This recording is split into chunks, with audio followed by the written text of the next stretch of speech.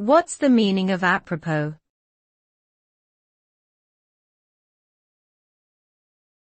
Apropos.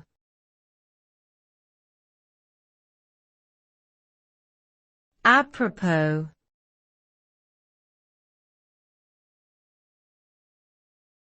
Apropos.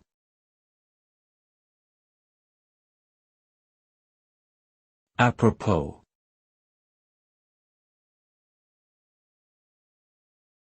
Apropos is an English preposition and adverb that means with reference to, concerning, or about. It's often used to introduce a relevant topic or to bring attention to something specific. For example, apropos of our discussion earlier, I found an interesting article on the topic. It can also be used sarcastically to indicate that something is irrelevant. In short, apropos can be used to indicate relevance or irrelevance depending on the context in which it is used.